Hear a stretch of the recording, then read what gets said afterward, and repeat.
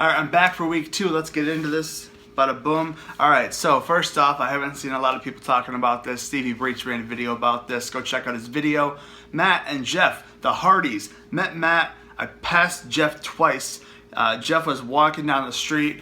We were driving past him. I marked out and I was like, it's Jeff Hardy, holy crap. And then in the hotel before WrestleMania, walked right past him, Shane Helms, and Matt Hardy. I marked out. I regret not getting a picture. But hey, what are you going to do? They're back in the news. Basically, in The Observer, if you're not subscribed to The Observer, that's where everyone gets their news nowadays.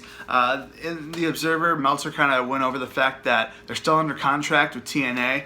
I think I saw May is when their contract runs up. WWE has interest in them, and I think it would be awesome to bring them back, bring back the Hardy brothers back to TNA. If you want to have a broken Matt Hardy and Brother Nero, I think that would be amazing. Just to the fact to see Jeff Hardy back in the ring, Matt Hardy too. I was a bigger fan of Jeff Hardy than Matt Hardy, as a lot of people probably were. I do like Matt Hardy. Shout out to Matt Hardy and the Silver Sharpie. I think it'd be awesome. Bring him back. And maybe, have something down the road, and then eventually have a WrestleMania match in the coming years, and then they can run off into the sunset and do whatever the heck they want. So Matt Hardy, Jeff Hardy, would be awesome to see him back. Next, Monday Night Raw. I forgot a lot of things that happened. I had to, pretty much jog my memory back. But the opening Kevin Owens segment I thought was awesome. Raw opens with him, it kind of dims back, and he's just chilling there. He's talking about some stuff. I thought it was an awesome promo. Go watch it if you have not seen it. The main event of Raw, Big Show. I don't think he was a heel. I think he was a face this week. Big Show versus Braun Strowman. Braun Strowman, future world champion. I thought this match was awesome. The fact that there was two big guys fighting each other, I thought a lot of people would tune out, but I thought it was great.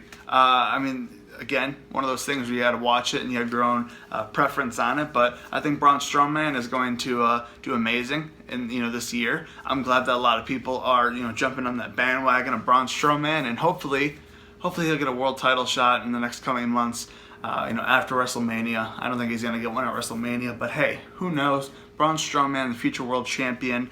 One of the things I wanted to talk about with Monday Night Raw was the stupid crowd shots. Now, I'm not the best at film, and live film or live production or whatever, but these stupid crowd shots that they keep doing every single week, they just want to, get that shot of, a person reacting, like the shocked Undertaker guy, which is a friend of a lot of, he's a friend of a friend.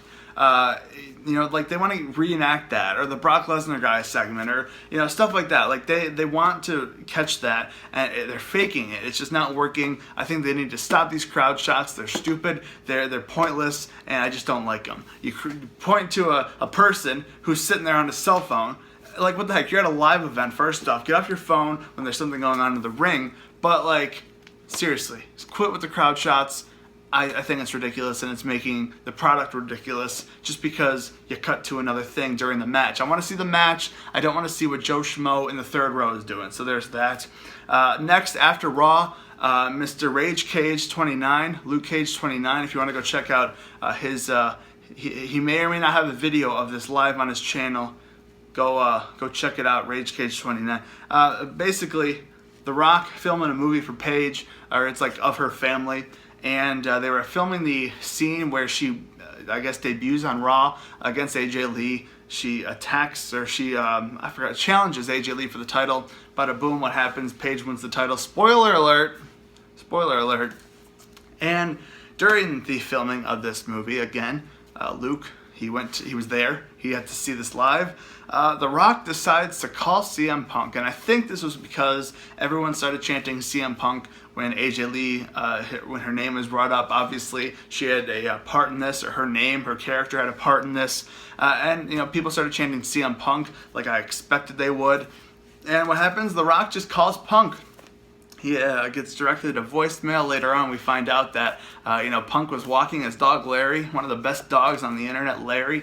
And then he tries to call Rock back, I think, and then Rock tries to FaceTime him. The internet's bad, and we end up with a voicemail being sent to Mr. CM Punk in Chicago, and I think this was awesome. It was one of those like feel-good moments where there's things going back and forth. Obviously, WWE hates him, and Punk has hatred towards them because they have a lawsuit and stuff like that. But it's a feel-good moment when your favorite wrestler he just gets brought, back up into the scene. Now everyone knows what happened with the whole Punk situation, but I think that it was cool that Punk went along with it. He played along with it.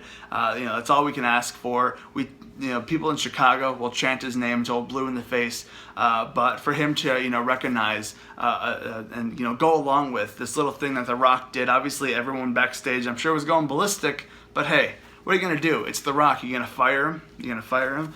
So there's that. I thought it was a really cool moment, and I felt good inside that Punk played along. So there we go. SmackDown, I thought was pretty good. Obviously, we opened up with Naomi having to hand over the title. It was kind of a weird moment because Daniel Bryan had to do that, many times, and it was kind of a weird little, thing. Like here, this is what's happening. I'll talk about that in a second. But first, let me tell you about DDP Yoga. No, I had to do that. Anyway, main event was the Battle Royal. It came down to AJ and Luke Harper. Well, first off, I guess I could talk about this John Cena and Miz thing, along with the Nikki Bella and Maurice thing. Now, a lot of people are crapping on this match. Basically, if you don't know what's happening, the speculation is that it's going to be John Cena and Nikki Bella versus Miz and Maurice at WrestleMania. At this point, I'm all for this. I really like The Miz. I've liked The Miz ever since his, the chick magnet shirt that he used to have and wear all the time, ever since those days. And then it went to the I'm Awesome. I have that shirt. I've been a fan of The Miz ever since. I don't say much, but here's the thing. Night of Champions 2010, it was Daniel Bryan winning his first ever title in WWE, the US title. I was cheering for Miz. I don't know who this jobber geek Daniel Bryan was at the time. Miz was my guy, so shout out to Miz. I'm all for this match. If it is, if Cena does propose at the end of this, it's even better. Don't hate on it just yet. I think there's some good things coming from Cena and Miz, and it's one of those things where, as Cena's career is going farther and farther away from WWE, I think it's cool to look back at these moments and there's it's the Miz and Cena, but whatever, just let it be. Just don't watch that match. Go to the bathroom or something like that. Go get a snack during that match. Don't crap on it just yet. I think it's gonna be good, but Naomi had to give over the title, and that led to a Becky Lynch versus Alexa Bliss match where Alexa Bliss is a two-time SmackDown Women's Champion. There's not much left you can say. 2 times. I think it's the first 2-time SmackDown Women's Champion on SmackDown. So, hey, what are you gonna say? Best in the world, 2-time Women's Champion, SmackDown Women's Champion, allegedly. I think it's awesome. So shout out to Alexa Bliss, and hopefully she'll hold the title until WrestleMania and walk in WrestleMania as champion, which I hope that she will. It looks like she will. So let's knock on some wood. All right. The last thing I wanted to talk about, it kind of relates to the Alexa Bliss Naomi thing, is the reason Naomi had to give up the title is because she's going to be injured for over the 30-day rule. Now this 30-day rule, we're getting into WrestleMania season. Everyone knows that it's going to be Brock Lesnar versus Goldberg at WrestleMania in the main event. I don't care for this match at all.